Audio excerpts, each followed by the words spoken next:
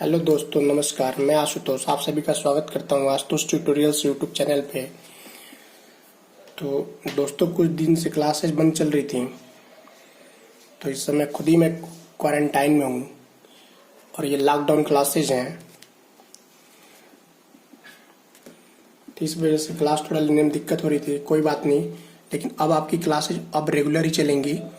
तो ये lockdown classes हैं।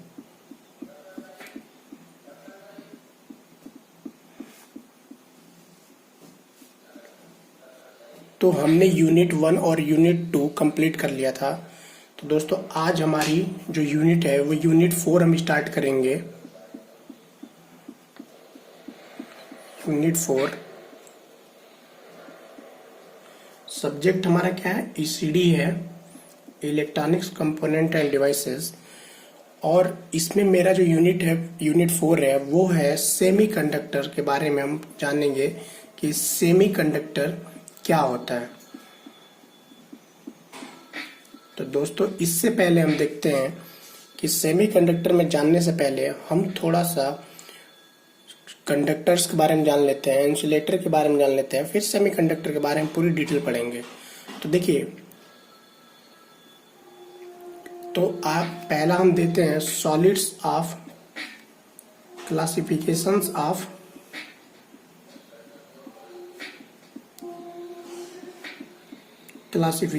Of solid.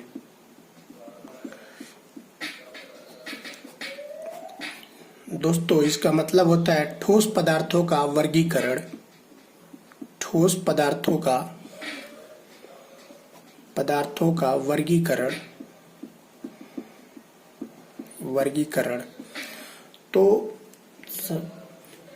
हम इसकी डिफिनेशन थोड़ा जानते हैं कि ठोस पदार्थों का वर्गीकरण। तो विद्युत चालकता के आधार पर ठोस पदार्थों को 3 वर्गों में बांटा गया है। ठीक, कौन कौन सा? पहला है कंडक्टर, फिर आपका है इंसुलेटर, फिर थर्ड है हमारा सेमीकंडक्टर।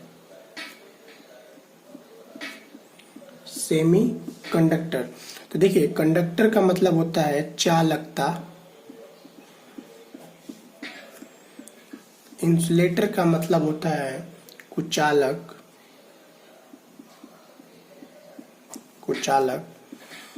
और सेमीकंडक्टर का मतलब होता है अर्धचालक। तो दोस्तों देखिए, कंडक्टर के बारे में हम सबसे पहले डिस्कस करते हैं कि कंडक्टर्स क्या क्या होती है, कंडक्टर किसे कहते हैं। तो देखिए, चालक वे पदार्थ होते हैं जिनमें मुक्त इलेक्ट्रॉनों की संख्या, यानी कि फ्री इलेक्ट्रॉनों की संख्या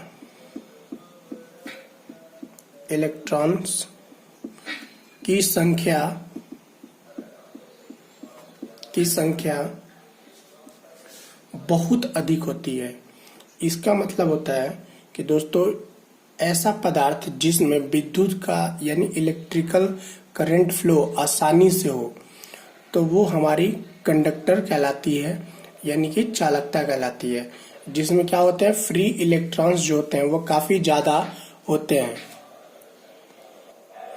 ठीक है, तो फ्री इलेक्ट्रॉन्स की संख्या जिसमें काफी ज्यादा होती है वो कंडक्टर होता है।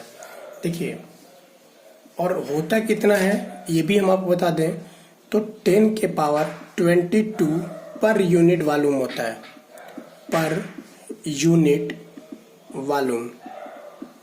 ठीक है, तो देखिए, हम क्या बता रहे थे कंडक्टर के बारे में आपको कि कंडक्टर किसे कहते हैं? कि चालक वे पदार्थ होते हैं जिनमें मुक्त इलेक्ट्रॉनों की संख्या बहुत अधिक होती है। क्या होती है? मुक्त इलेक्ट्रॉनों की संख्या काफी ज्यादा होती है, जिससे करंट फ्लो आसानी से होती है। कंडक्टर कहलाते हैं, यानी चालकता कहलाते हैं। देखिए, इसलिए थोड़ा सा भी अगर हम इसमें इलेक्ट्रिक फील्ड अप्लाइड करेंगे, यानी कि इलेक्ट्रिक फील्ड लगाते हैं, तो उसमें आवेशों का प्रवाह सुगमता से होने लगता है। यानी कि जो आवेशों का जो प्रवाह है, जो इलेक्ट्रिक करंट फ्लो है वो आसानी से होने लगता है। ठीक है,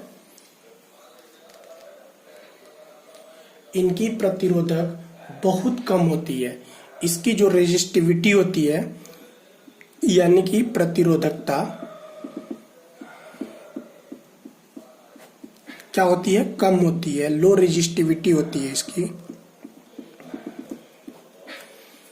लो रेजिस्टिविटी होती है, यानी कम, बहुत ही कम प्रतिरोधकता होती है। और चालकता इसकी क्या होती है, इसकी जो कंडक्टिविटी होती है, कंडक्टिविटी वो काफी ज्यादा होती है, यानी कि हाई होती है। और देखिए, और जैसे हम जितनी भी मेटल्स है, सभी धातुएं हम एग्जाम्पल में कौन कौन सी कंडक्टर पदार्थ होती हैं ये भी जान लेते हैं। तो सभी धातुएं यानी कि मेटल्स एंड एलॉयज यानी कि मिश्र धातुएं, सभी धातुएं एवं मिश्र धातुएं जो होती हैं वो कंडक्टर होती हैं। जैसे सिल्वर, ब्रास, एल्यूमिनियम,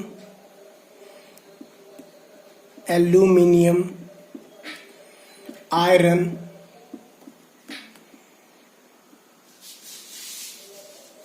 ठीक है, ईटीसी। तो ये हमारी कंडक्टर होती हैं। जितनी भी धातुएं और मिश्र धातुएं होती हैं वो हमारी क्या होती हैं, कंडक्टर होती हैं। तो ये हम थोड़ा सा जान लिए कंडक्टर के बारे में। देखिए, हम इसकी कंडक्टर, इंसुलेटर एंड सेमीकंडक्टर की तीनों का एनर्जी बैंड डायग्राम बना के आपको आगे बताएंगे। अभी हम थोड़ा थोड़ा जान लेते हैं कि कंडक्टर क्या होता है, इंसुलेटर क्या होता है और सेमीकंडक्टर क्या होता है। थोड़ा थोड़ा हम इसके बारे में जान लेते हैं। ठीक, तो ये आपकी कंडक्टर हो गई।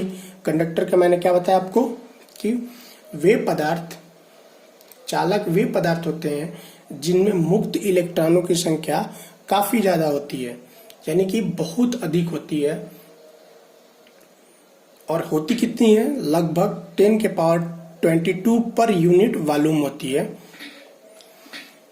ठीक, इसलिए अगर इसमें थोड़ी सी भी विद्युत क्षेत्र हम लगाते हैं तो इनमें आवेशों का प्रवाह बहुत ही सुगमता यानी आसानी से होने लगता है। यानी कि बहुत ही कम विद्युत इलेक्ट्रिकल क्षेत्र हम अप्लाइड करते हैं तो क्या होता है, बहुत ही आसानी से होने लगता है। तो ये हमारी कंडक्टर हो गई। और कंडक्टर क्या क्या होती हैं, तो सभी धातुएं और मिश्र धातुएं हमारी कंडक्टर होती हैं। जैसे सिल्वर, ब्रास, एल्यूमिनियम, आयरन, ये सब क्या है, हमारी कंडक्टर होती हैं। ठीक, हम आगे ये भी बताएंगे कि कहाँ कहाँ। तो ये हमारा हो गई कंडक्टर। फिर हम देखते हैं थोड़ा सा इसमें इसकी थोड़ी प्रॉपर्टी देख लेते हैं कि इसकी कंडक्टर की प्रॉपर्टी क्या क्या होती है। इसकी थोड़ी प्रॉपर्टी देख लेते हैं, यानी कि गुण। तो देखिए,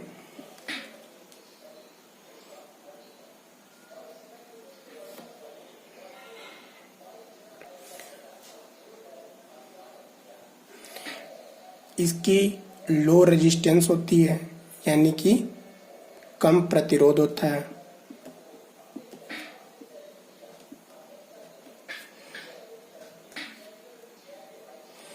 जंग मुक्त होता है।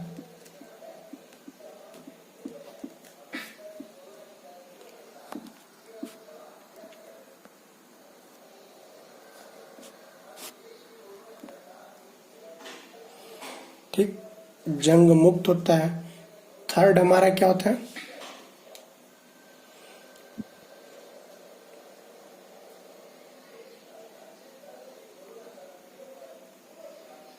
गलनांक। इसकी गलनांक जो होती है वो मैक्सिमम होती है।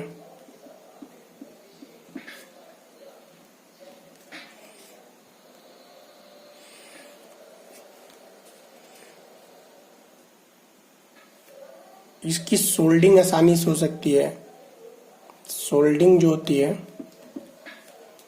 सॉरी सोल्डरिंग जो होती है, सोल्डरिंग वो आसानी से होती है।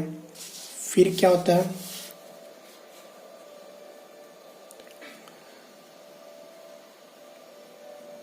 कम कीमत पर आसानी से उपलब्ध होते हैं। कम कीमत पर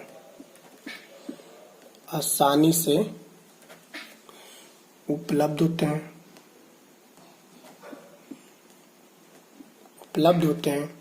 ठीक, तो ये इसकी प्रॉपर्टी हो गई कुछ।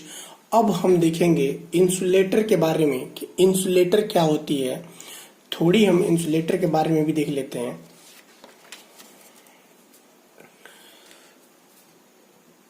तो इंसुलेटर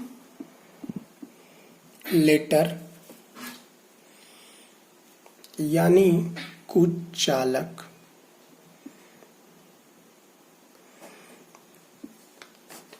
देखिए दोस्तों, कुचालक ये तो नाम से ही कुचालक है। तो कुचालक हम किसे कहते हैं? तो कुचालक वे पदार्थ होते हैं जिनमें मुक्त इलेक्ट्रॉन नहीं होते हैं, यानी कि इलेक्ट्रिक करंट फ्लो होती है, करंट फ्लो वो नहीं हो पाती है। इस वजह से ये इंसुलेटर होते हैं। तो किसे कहते हैं? कुचालक वे पदार्थ होते हैं जिनमें मुक्त इलेक्ट्रॉन नहीं होते हैं, यानी कि बहुत ही कम होते हैं। अतः इनमें अत्यधिक विद्युत क्षेत्र लगाने पे भी, यानी कि अगर इसमें हम अत्यधिक विद्युत क्षेत्र अप्लाइड भी करेंगे यानी लगाएंगे, तो भी इसमें आवेशों का प्रवाह नगण्य होगा, यानी कि बिल्कुल भी नहीं होगा। इनकी प्रतिरोधकता बहुत अधिक होती है। इनकी जो रेजिस्टिविटी होती है,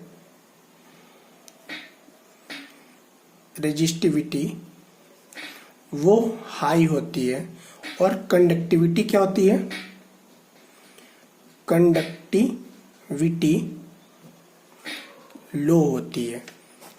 ठीक, इसकी रेजिस्टिविटी हाई होती है और कंडक्टिविटी लो होती है। तो देखिए, इंसुलेटर वे पदार्थ होते हैं जिसमें इलेक्ट्रिकल करंट फ्लो नहीं हो पाता है, तो उसे हम इंसुलेटर कहते हैं। जैसे थोड़ा हम देख लेते हैं एग्जांपल में कि क्या क्या इंसुलेटर होते हैं। जैसे ग्लास, माइका, पेपर, रबर। देखिए, ये सब इंसुलेटर होते हैं। रबर, शुष्क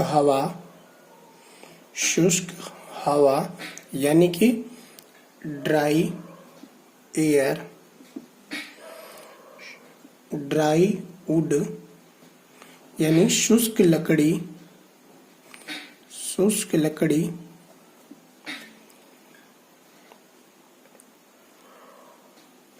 वैक्स का मतलब होता है मोम, पोर्सिलेन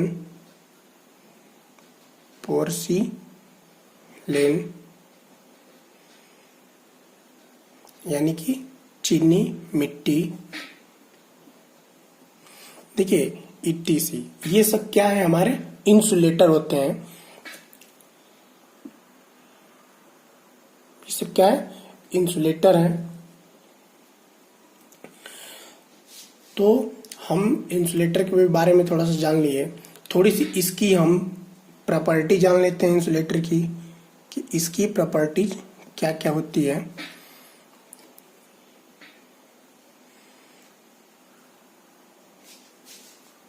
अच्छा, देखिए, इसकी जो इंसुलेटर होती है, इसमें जो डाई इलेक्ट्रिक स्ट्रेंथ होता है, डाई इलेक्ट्रिक स्ट्रेंथ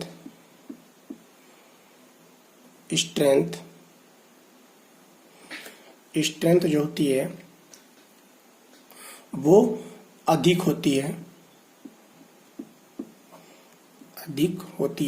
और देखिए डाई इलेक्ट्रिक स्ट्रेंथ को हम किलो वोल्ट पर mm में मापते हैं। यानी कि इंसुलेटर का जो हम डाई इलेक्ट्रिक स्ट्रेंथ मापते हैं वो किलो वोल्ट पर mm में मापते हैं।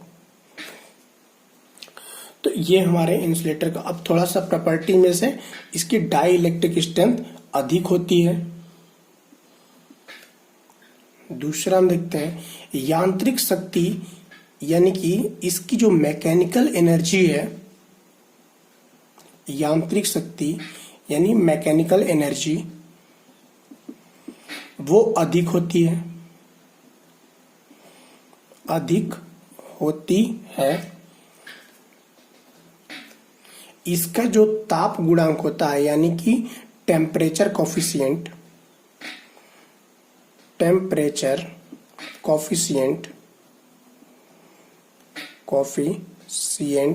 ये क्या होता है? कम होता है। फोर्थ प्रॉपर्टी क्या है? देखिए ये कम जलने वाली हो, यानी कि कम जले।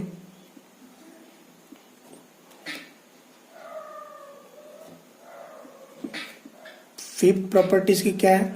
नमी न सोखती हो।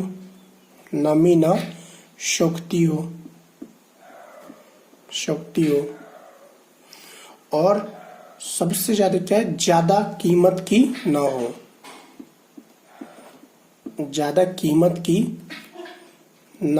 हो। ठीक। तो देखिए इंसुलेटर वे पदार्थ होते हैं जिसमें इलेक्ट्रिकल करंट फ्लो आसानी से नहीं हो पाता है, उसे हम कुचालक या इंसुलेटर कहते हैं। और इसमें जो डाई इलेक्ट्रिक स्ट्रेंथ होती है वो काफी ज्यादा होती है, जिसको हम किलो वोल्ट पर mm में मापते हैं। डाई इलेक्ट्रिक स्ट्रेंथ को किलो वोल्ट पर mm में मापते हैं। ठीक। और ये टेम्परेचर कॉफिशिएंट इसकी कम होती है, मैकेनिकल एनर्जी इसकी अधिक होती है, डाई इलेक्ट्रिक स्ट्रेंथ पे अधिक होती है, कम जलने वाली हो, नमी न सोखती हो, यानी कि मॉइस्चराइजेशन इसकी अच्छी, मतलब बिल्कुल भी मॉइस्चराइजेशन कम सोखती हो, ये ज्यादा कीमत की न हो। ठीक। ये इंसुलेटर के प्रॉपर्टी हो गया। इंसुलेटर के बारे में हम थोड़ा जान लिए।